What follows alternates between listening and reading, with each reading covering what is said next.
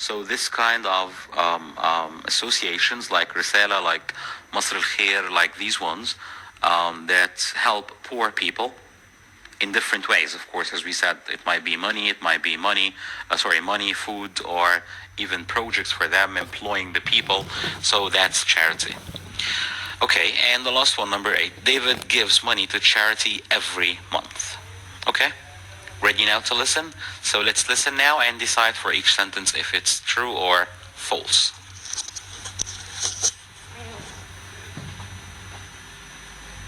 Unit 10, Lesson 3, Exercise 2A. Excuse me, I'm working for a bank and we're doing a survey about money. Can I interview you? Well, actually, we're rather busy. Yes, we're doing the shopping, and we have to be back at the car park in 10 minutes. I understand, but it's only a short interview. And you can win a holiday to Thailand. Really? Well, I don't see any problems. But, darling, we should finish the shopping. 5 minutes isn't a problem, is it, David? So, what's the first question? Right, well, if you're sure. What's your opinion about having credit cards?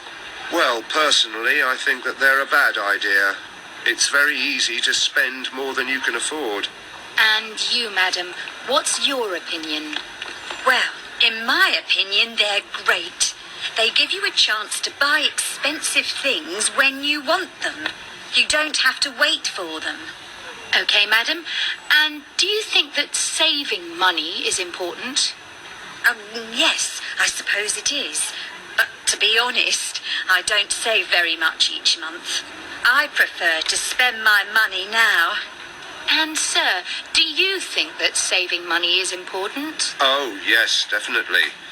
When you're old, you can't live without money, so I save something every month for my pension. Right. Do you think that borrowing money from friends is a good idea? Oh, no, not at all. I think that it's a terrible idea. Because if you forget to pay them back, well, things can get very difficult, can't they? I guess so. And you, madam, do you think that it's a good idea? Well, I'm not sure. It's cheaper than borrowing from banks. But you have to be careful. You shouldn't borrow a lot or often. And of course, you have to remember to pay your friend back. Okay, finally, do you agree that people should give money to charity every month? No, not at all. I believe that the government should look after everyone. My money is my money. And you, sir? Do you agree that we should give money to charity? Well, yes, I do. We should give some money, but we aren't very rich, so I can't always give something. But I do try, when I can. Well, thank you very much. You've both been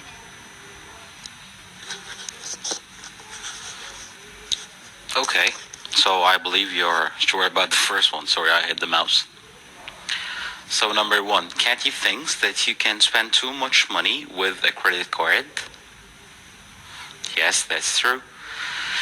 Sorry, David thinks that, sorry. And number 2, Kathy likes to buy things immediately. Yes, that's true. That's what she said.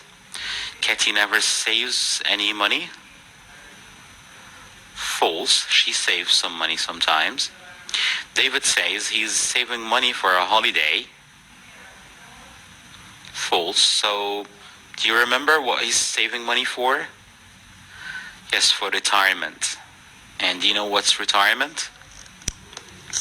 Yes, when you stop working, usually at the age of 60. So that's retirement. So he's saving money, but not for a holiday, for his retirement. And number 5, David thinks that borrowing money from friends is a very bad idea. Yes, true. He said that. Katie thinks that it is a good idea to borrow a lot of money from friends. False. So do you remember what she said? Yes, she said it's okay to borrow money from friends, but she didn't go on to this phrase, a lot of money. So it's okay to borrow money, but not a lot of money from friends. And number 7, Kathy never gives money to charity. True. So, do you think what she said in this part? Yes, she said that it's the government's role to do so. So, in her exact words, she says, my money is my money. So I don't have to give money to charity. The government has to. Okay. And the last one, David gives money to charity every month. False. Yes, he said that he gives, but not every month. Okay, so now let's move to 10.8. Key language, asking for and giving opinions. So as we have listened to in the survey from the bank, the two people, David and Kathy, they were just giving their opinion about the survey. So we're going to have a look now at some of the key language phrases that we use when we ask for opinion or when we give our opinions. So first, we need to complete the questions and answers from the interview. So if you just still remember what they said. So again, you can just pause the video now, just rewind a little till you get to the beginning of the listening track. Listen to the interview again, and then try to answer the questions. Okay, I suppose that you have already listened to the interview again. So let's go together now. What's your opinion about having credit cards? Okay, so that's one way of asking about somebody's opinion.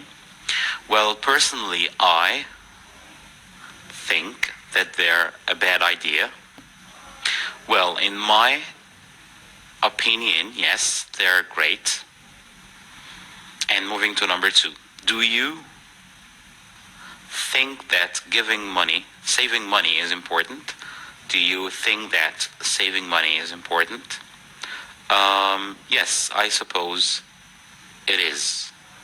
I suppose it is. Oh, yes, definitely. Definitely. Which means for sure, yes. Okay, and moving to number 3. Do you think that borrowing money from friends is a good idea? Okay. Oh no, not at all. Not at all. Well, I'm not sure. Yes, again, just let me remind you that what we're doing now is just an extract from the interview. So these phrases, whether they are questions or affirmative or negative sentences, were just said in the interview. Okay, number 4. Do you agree that people double-space money to charity? Yes. Do you agree that people should give money to charity? No, not at all. Yes, I believe that the government should look after everyone. And the last one, well, yes, I do. Okay.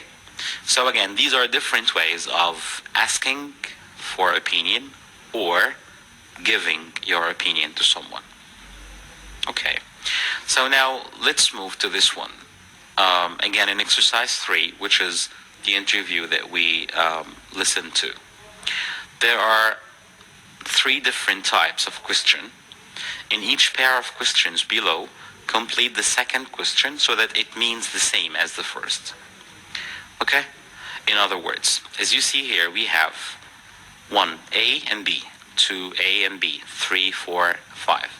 So we have 2 pairs of questions. Okay?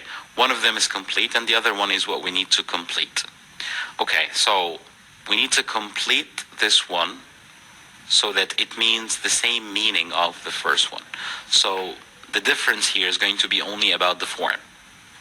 So there are 2 questions with the same idea, the same meaning, but in 2 different forms. Okay? So the first one, or 1A. Do you think that saving money is important? So we need to ask the same question, starting like this. Do you agree that the people should double space? So we need 2 words here to give the same meaning of 1A. What do you think? Yes. So do you agree that people should save money? Okay. Do you agree that people should save money. Again, very quickly, do you think that saving the ing form, because we're using the noun here, but here because we're using should, and as we said, it must be followed by an infinitive form. So instead of saving, it's going to be save money. Okay, moving to 2a. Do you think that borrowing money from friends is a good idea?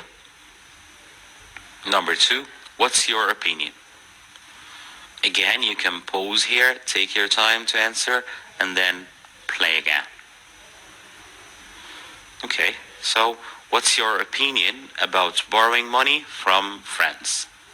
What's your opinion about borrowing money from friends? Number 3, so again, they give the same meaning. Do you think that borrowing, or your opinion about borrowing? Okay, so here we're using borrowing as the noun, and here we're using borrowing in the ing form because it's preceded by about. Okay, and number 3, do you agree that people should give money to charity? B, do you think that? Again, take your time to answer and then play again. Do you think that giving money to charity is important? Do you think that giving money to charity is important? Okay. Do you agree that students should have part-time jobs? B, what's your opinion about students having? Yes, part-time jobs.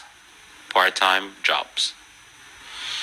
Okay, what's your opinion about children having credit cards? Do you think that children space a good idea? Yes, children having credit cards is a good idea. Children having credit cards is a good idea. Okay? So here we have other useful phrases that we can use when we give our opinion. Okay, so we can start with one like this. I think that. In my opinion. Personally, I think. I am not sure. I don't know. Yes, definitely. Yes, I suppose it is. Or no, not at all. And as you see from here that they are varied from giving your opinion, while actually you are sure about your opinion, whether it's positive or negative. Positive like I think that, or my opinion, personally I think, yes, definitely. Or you are not quite sure. That's when you use I don't know, I suppose it is, I'm not sure. Or when you totally disagree, like no, not at all. Okay? Again, let's have a language summary, or the key language summary here. So asking for and giving opinions. And as you see, it's already divided into categories. So category number 1, asking for opinions. This is these are some examples that we might use when we ask for somebody's opinion. Number 1, what's your opinion about saving money? Do you think that blah blah is important? And do you agree that space is a good idea? So whatever the thing that you're going to insert here, which is the topic, which is most probably going to be in the gerund form, ing form, do you think that taking, agreeing, playing, and so on, do you agree that it might be gerund form or something else when we use should, for example? So it should be followed by the infinitive form. And the second part, giving opinion, as we said, in my opinion, it's a good idea. I think that it's a bad idea. Personally, I think we shouldn't do it. So what we have between brackets, like it's a good idea, it's a bad idea, we shouldn't do it, is just like optional. So this doesn't mean that this or the phrase that was in the beginning is a good idea or a bad idea. So these are just starters, let's say. So when you give your opinion, you can just start with phrases like this, and then you give your actual opinion. And moving to the next one, agreeing, yes, definitely, or yes, I suppose it is. Showing uncertainty, I'm not sure, or I don't know. As we said, if you're uncertain, you're not quite sure if this is good or bad, so you just use these phrases. And the last one is disagreeing, when you say no, not at all. Hopefully this summary will help you, inshallah. Okay, now let's move to 10.9, study skills. Taking notes while listening. So I suppose that you've already been through that with this unit when we started with the long talk for Sue, if you remember, the safety in the city of Sheffield. And I remember that I've advised you to take notes while listening because the listening track was a little long. Okay. So what we're going to do now is that we're going to have a kind of practice of how to listen and take notes while listening so that they can help you by the end of the listening track decide or answer questions and so on. Okay. So as you see here, look at the mind map. That's what we call a mind map. Okay. Looks like that. So when you are having something and you just have subcategories of it. So look at the mind map. Listen to the first part of a talk by Sue again at Sheffield Metropolitan University about British banks and fill in the gaps A to F. So just very quickly, what's going to happen now is that we're going to listen to the same woman, Sue again, talking to the same students. Again, she's giving them advice about the city of Sheffield. But what's happening now is that she's giving them a little different kind of advice. So the topic that she's going to speak about is the banks in Britain. Okay? So she's speaking about space, main banks. We need to fill the gaps, as we said, A to F, okay, in the first part. So we need to submit something here. How many, let's say, for example, how many main banks, okay? Or maybe she's going to say something else here. So this is one of them, which is B. Again, we need to get the name of the bank. And then we have ST account, which stands for student's account, okay? And then here we have space, free overdraft. Do you know what's an overdraft? Okay, overdraft is this case when you, for example, have a bank account, okay, and you've exceeded the limit of money that you should withdraw or take from the bank, for example. So the bank gives you a kind of extra money, again with limit. So for example, my limit is like 1,000, okay?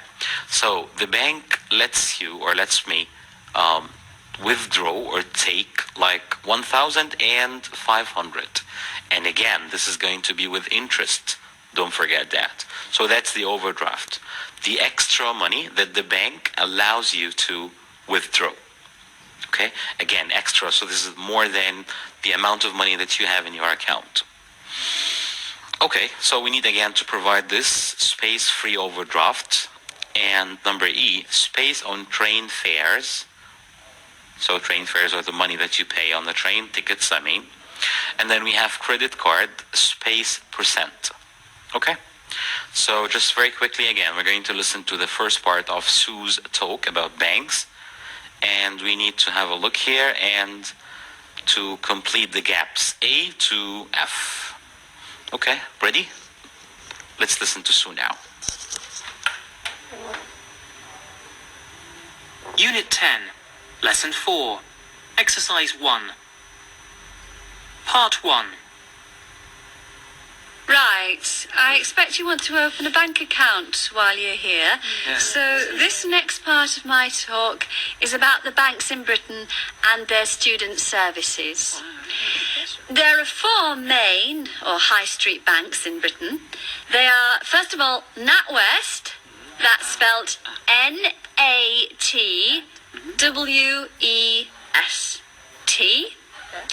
Secondly, Barclays, that's B-A-R-C-L-A-Y-S.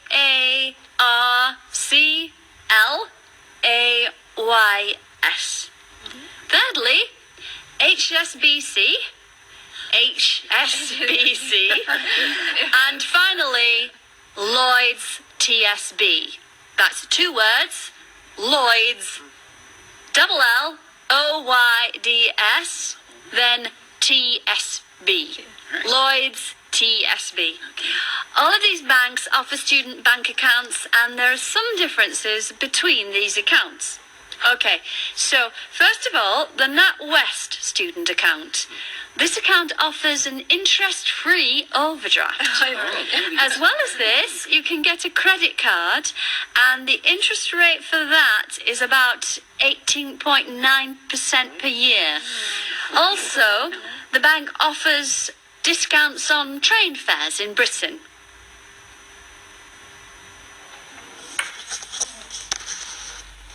Okay, having listened to Sue in the first part of her talk about banks, hopefully you've already got some notes to fill the gaps.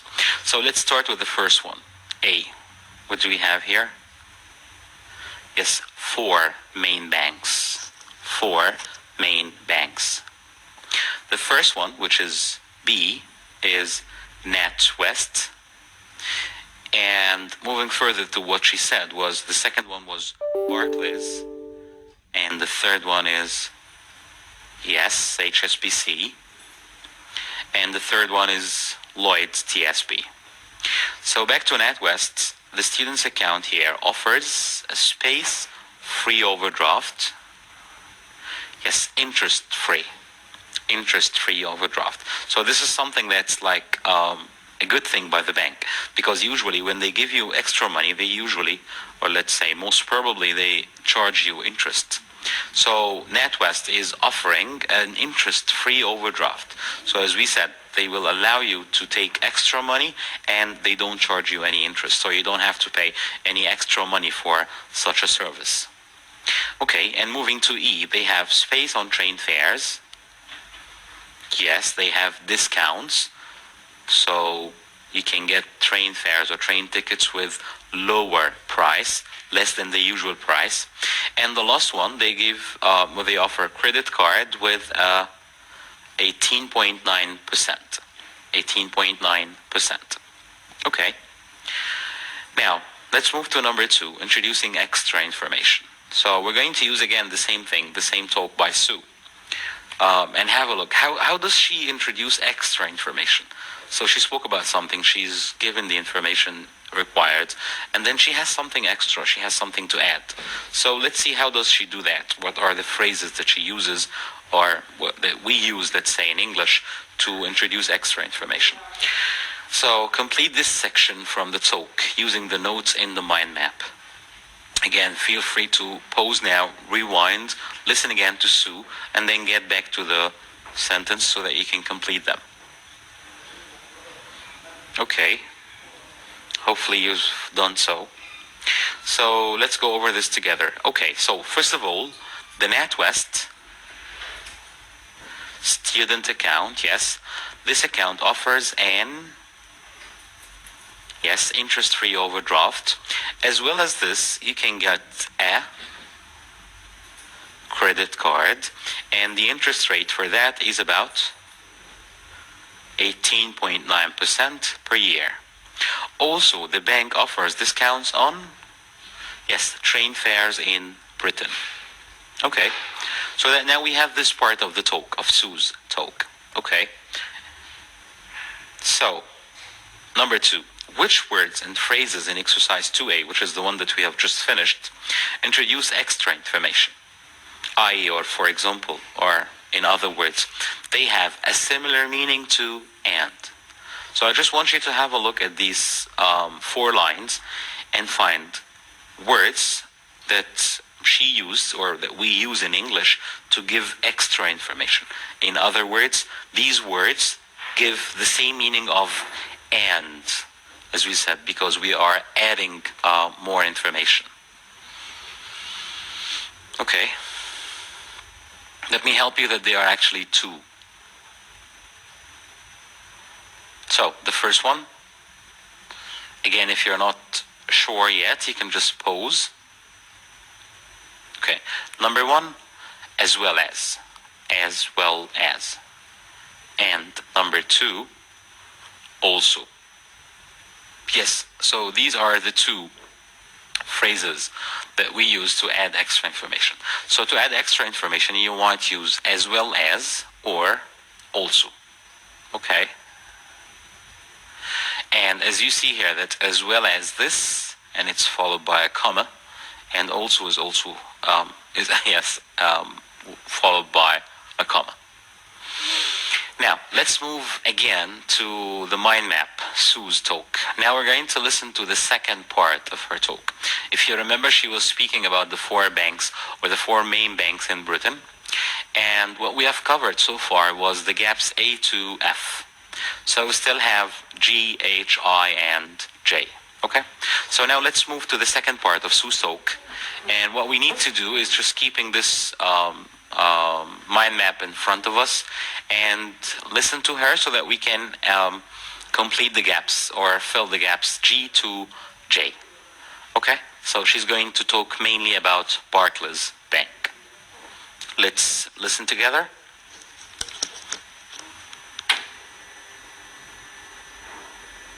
Unit 10, Lesson 4, Exercise 3A.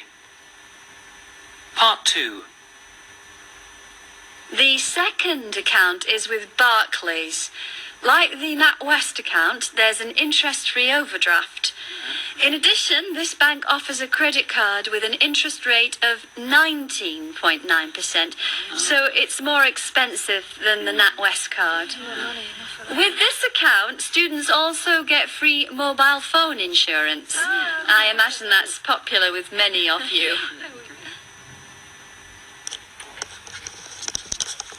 Okay, that one was a little short.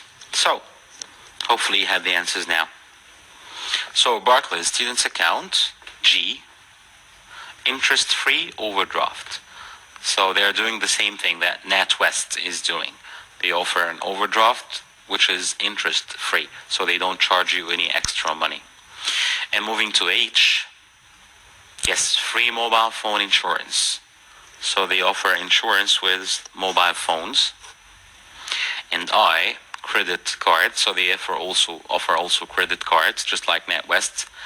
And the interest rate is 19.9%. Okay, so that's higher than the NatWest. NatWest offers 18.9, while Barclays offers 19.9. Okay. Now, again, we're still doing still dealing with Sue's talk. Listen again and complete the sentences below with the correct words. Again, you have the freedom to complete right now if you still remember what she said, or just pause, rewind, listen to the second part of her talk, only the part that we've listened to, that short one, and then you can complete the 2 sentences. Okay, so number 1, space, this bank offers a credit card with blah blah blah. Yes, in addition. And number 2, with this account, students also get free, and so on. So we're having 2 more words here, 2 more expressions, in addition and also. Also is not new, we've just had a look at also and yes, as well as. So the third one that we're having here is in addition. And again, the 3 of them are used when we introduce, yes, extra information. Okay. So number 4, you looked at 3 ways of adding information in exercises 2 and 3. Okay, as we've just mentioned them. Where do we usually put these words and phrases? What's different about also? So just again, rewind a little to the 2 or 3 slides back and have a look at as well as and also, and just try to think about this question. Where do we usually put them? I mean the position in the sentence. So do they come in the beginning, in the middle, or by the end of the sentence? That's number 1. And number 2, what is different about also? So in other words, we might group in addition to and as well as in just one group. Also is a little different. So again, take your time, rewind. You can pause after that, and then be ready to get the answer. Okay, here's the difference. So first, they all go at the beginning of a sentence. So we can use in addition to as well as also in the beginning of a sentence. This is about the position. What's different about also is that also can sit in two places. Just like the other two, in addition to and as well as, or in addition and as well as, we can use it in the beginning of the sentence, but we can also use it after or before, the main verb. So the most common position is before the main verb in the sentence. Okay? So just like this example that we have, he also has a car. So we can start with this also, or just use it before the main verb in a sentence. All right. Now moving to 10.10, the last part of our unit today, writing skills, a formal letter. So how many of you have had this kind of experience? Have you ever written a formal letter to someone? Well, I guess some of you have already done so, and others have not. So let's have a look at the way we can write a formal letter. What's the format? How do we make it, and what do we write? What do we use, and so on? Okay, so read the letter from Manuela to her bank, then match these parts of the letter with gaps 1 to 5. So what we have here is a formal letter. That's a letter from Manuela to her bank. She's writing a complaint. There is a problem, and she's writing about the problem to the bank. Okay, so we need to, as we see on the letter, we have 1, 2, 3, 4, 5 gaps. So here are the what we're going to fill the gaps with. So just have a quick look at the letter, and then match these ones, A to E, with the gaps that we have on the letter. Again, feel free to pause now. Just take your time reading the letter, try to answer, and then play again.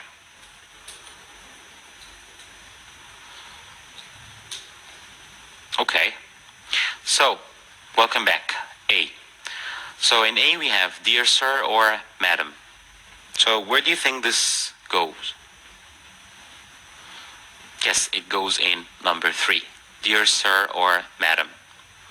And does anybody know when exactly do we use this kind of form? Sir or madam. So what's happening here is that we're not saying dear Mr. or dear Miss or Mrs. or Ms. and so on. So in what cases do we use this kind of expression, dear sir or madam? Okay, yes, as some people might have guessed it correctly. We use this kind of expression if we are not sure about the person's name.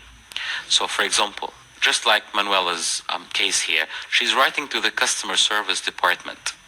Okay, and she doesn't know what's the name of the manager or the head or the director of the customer service department. So that's why she wrote sir or madam, because there are two things here. Number one, she's not sure about the name. She doesn't know the person's name, and she doesn't know even if the person is male or female. She doesn't know if this person is a man or a woman. Okay. Otherwise, if you already know the person and you know the name, you can just replace it with dear Mr. Or dear Miss or Mrs. and so on. Okay, so only in the case you're writing to a person with a job title, but you're not sure if this person is a man or a woman, you're not sure about, of course, the person's name, you just write dear sir or madam. Okay, number B, Manuela Rosa. So where do you think this goes? All right, yes, at number 5. So what's the difference here? She has already written her name like that, and she's writing or typing, let's say this time, the name again. What's the difference? All right, yes, the difference is here, what we have here is the signature, handwriting. And here it's a typed one. So in formal letters, this is one more thing that we always do. Okay, you should type your name, Manuela Rosa, okay, on the computer by the keyboard, and you should also write your name in handwriting like that. So this is signing. She's signing her name, and then she's writing her name again, because your signature might not be clear enough so that the person can read it. But again, it is important. So you should type it and sign it at the same time. Now let's move to C. I look forward to hearing from you. Where does this go? Yes, this goes in number 4. And this is an expression that we always use in formal letters, look forward to, and it's always followed by the gerund form, the ing form. So I look forward to hearing from you. Okay. And then number D, 14 Hill Street, Bristol, BR360H. Yes, this goes in number 1. So what do you think this is? Yes, that's the address. Okay, but whose address is this? Is this Manuela's address or the bank's address? Yes, that's Manuela's address. So what we have here at the top left of the letter is the sender's address. Yes, so that's the sender's address.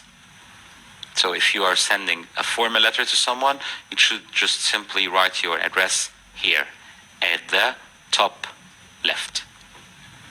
And this one is, of course, the other one, which is the address of the bank, which goes on the other side at the top right. Okay? So just very quickly, at the top left, you have the sender's address. At the top right, you have the receiver's or the recipient's address. Very good. Okay, so let's get more into the letter. In formal letters, we do these things. Find examples in the letter. Number 1, we usually write both addresses, the person it is to and from, as we have just said. I think this one is pretty easy. As we said, gaps 1 and 2. As we said, the top left and the top right. Okay. Again, feel free to just rewind a little to the last slides and find examples for number 2, 3, 4, and 5.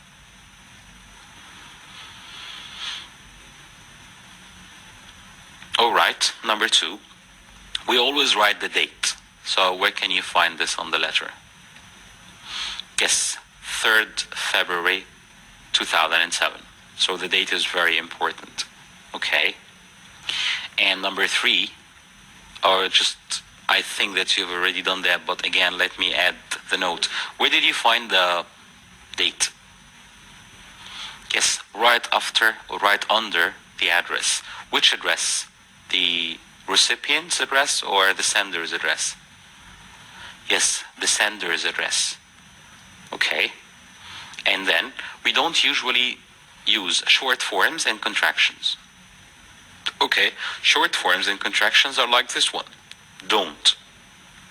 So in a formal letter or in formal language, we use do not instead of don't. We use he is instead of his, and so on. So can you find examples in the letter like this? Yes, so this is one of them. I am writing instead of I am writing. I am afraid instead of I'm afraid. And I am unhappy instead of I'm unhappy. So again, contractions and short forms are closely related, or this is like an aspect of spoken informal language. But when it comes to written formal language, we don't use them at all. Okay, moving to number 4, we use polite and formal language. Can you find examples for this? Yes, however, when I made, that's one. Could you please refund, and so on. Okay, so this is what we call polite formal language. And the last one, we use a formal way to end the letter. So how do we end the letter? Yes, this one that we've been through before. I look forward to hearing from you. And the last thing is yours faithfully. So this is how we end our letter. Okay, now moving to number 12, linkers. So how do we link the sentences? In formal writing, we often use that to link two clauses. In other words, we don't usually use that in speech or informal writing. Where can you put that in these sentences? Read the letter to check your ideas. So as you have just read now, we have 3 sentences here, okay? Usually in formal written language, we use the word that to link the 2 parts of the sentences. Each part is what we call the clause. So a clause is a short sentence. putting them together, we make a sentence. Okay? So in formal written language, we always use the word that. This is one of the aspects of formal written language. But when it comes to spoken informal language, we usually leave them out. So we don't use the word that. Okay?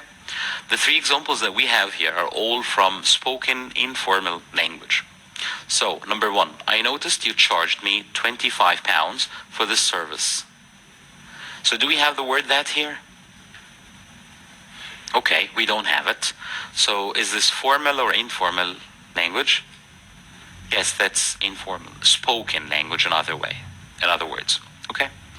So, if you are writing this sentence in a formal letter, so as we said, you should use the word that. So where exactly can you put the word that? Take your time to think about this. Pause if you like. Yes, I noticed that you charged me £25 for this service. I noticed that you charged me. Okay, moving to number two. The bank assistant told me the charge was only £10. So where does the word that go here? Yes, the bank assistant told me that the charge was only £10. All right, and the last one. I'm afraid I'm unhappy. I'm unhappy with this situation.